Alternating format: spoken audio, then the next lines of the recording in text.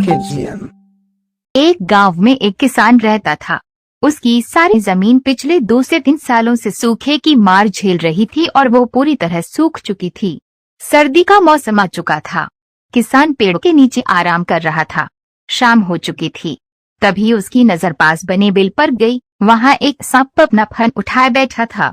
किसान के मन में एक बात आई कि ये सांप तो सालों से यहीं रहता होगा, लेकिन मैंने इसकी कभी पूजा नहीं की और शायद यही वजह है कि मेरी सारी जमीन सूख चुकी है।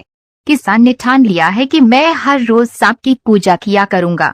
किसान एक कटोरे में दूध ले आया और बिल के पास रखकर कहने लगा, हे नागराज, मुझे नहीं पता था कि आप यहाँ रहते हैं, इसलिए मैंने कभी आपकी पूजा नहीं की।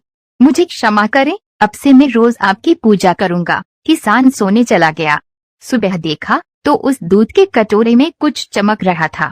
पास जाकर किसान ने देखा तो वह सोने का सिक्का था। अब तो ये रोज का सिलसिला हो गया था। किसान रोज सांप को दूध पिलाता और उसे सुबह एक सोने का सिक्का मिलता।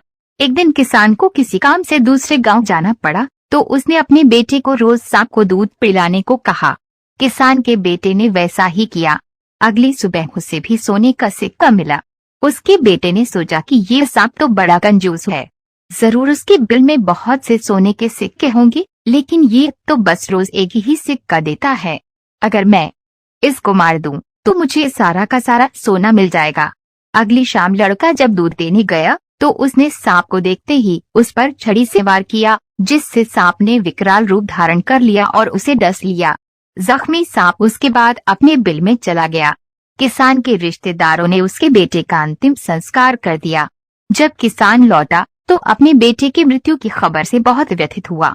उसे सांप पर भी बहुत क्रोध आया, लेकिन सांप ने उसे सारी सच्चाई बताई तो किसान ने कहा, मुझे पता है कि गलती मेरे बेटे की थी, उसकी तरफ से मैं माफी मांगता हूँ। किसान ने उसे दूध दिया और उससे फिर माफी मांगते हुए कहा, कृपया मेरे बेटे को माफ करें। सांप ने कहा, उन लकड़ियों के ढेर को और मेरे सिर को देखो, दरअसल ये न तो तुम्हारे बेटे का दोष था और न ही मेरा। परिस्थिति ही कुछ ऐसी बन गई थी कि ये सब कुछ हो गया। ये भाग्य का ही खेल था। भाग्य के आगे हम सब मजबूर हैं। सीख यह सच है कि भाग्य अपना खेल खेलता है, लेकिन हमारे कर्म भी मायने रखते हैं।